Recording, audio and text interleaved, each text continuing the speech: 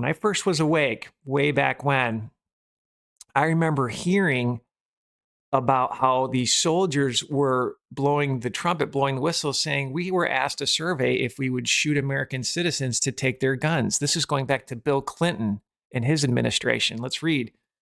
Question asking if soldiers would fire on Americans back.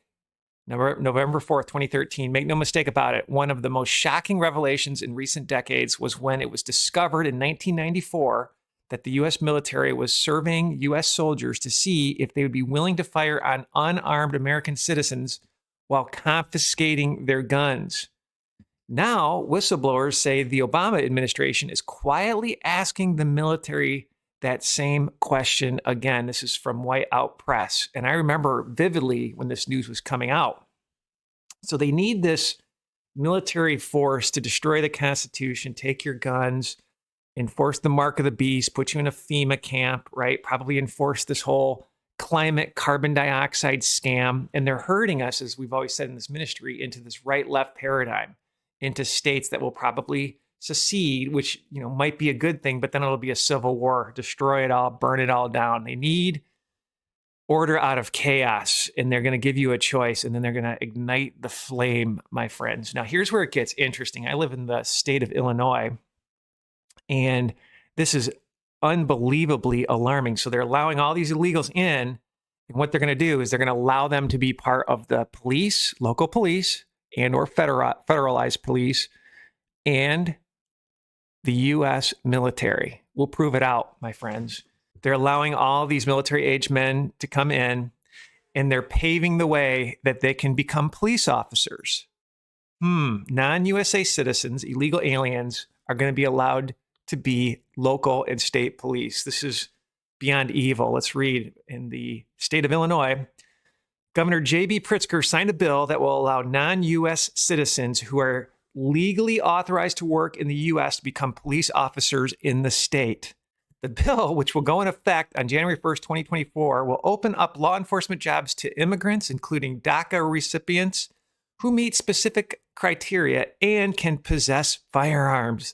The bill faced opposition from Republican lawmakers and police groups who argue that it violated federal law and undermined public safety. They need a wicked, obedient police force.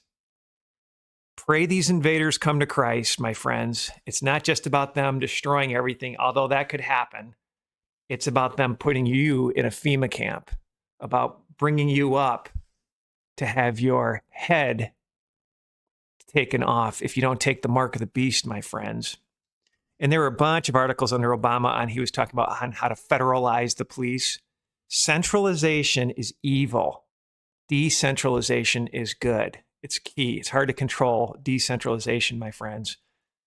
So will this be a playbook for other liberal states to actually allow foreigners to be police? Wicked, my friends.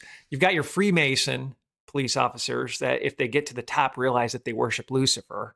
Then you have this mind controlism technology, optogenetics, that we've talked about probably in 30 to 40% of these VCasts with As the Days of Noah Devil Juice. And now they're allowing foreigners to come in, which probably they can 100% control, right? All right, let's continue. This is interesting from Redacted about these Chinese military-age men coming in, and he's going to play, I think it's Dick Durbin, how they're pushing to allow these foreigners to join the U.S. military. And where Redacted, I think, misses it, he's like, well, we needed this army to fight our foreign wars.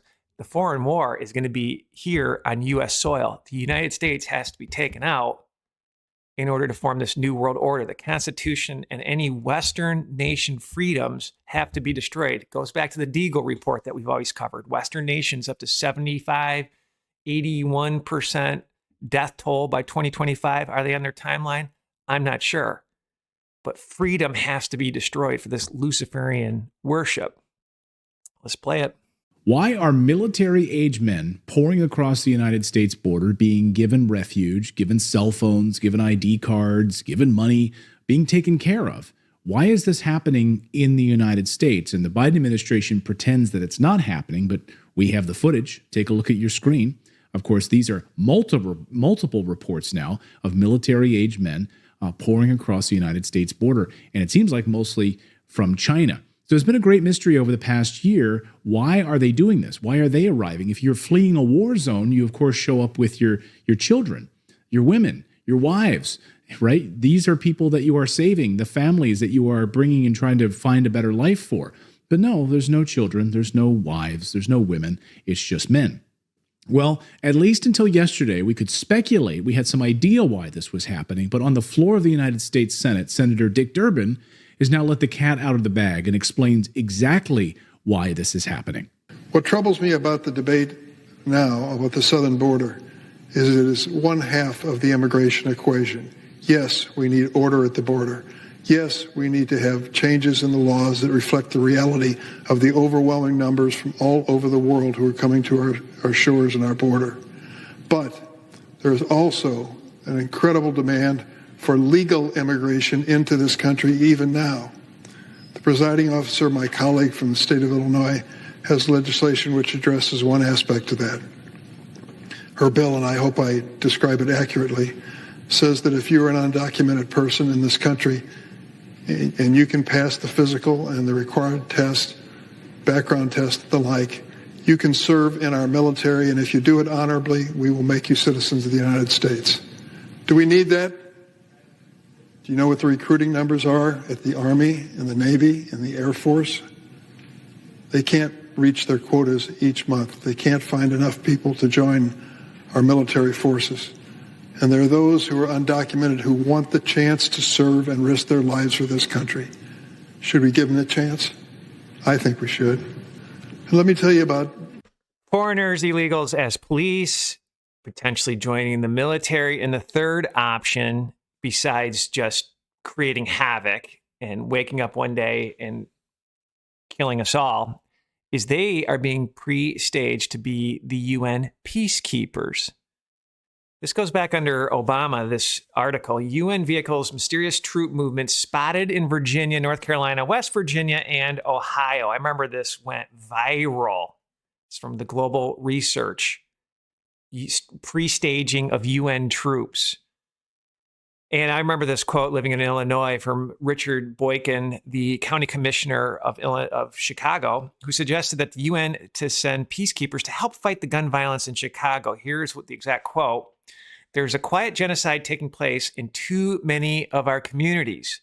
80% of those who are being killed by gun violence are African American and often killed at the hands of other African Americans accordingly. So we must protect these population groups, and that's what the United Nations does. They're a peacekeeping force. They know all about keeping the peace. And so we're hopeful that they'll hear our appeal. And I remember Trump's like, just shut up.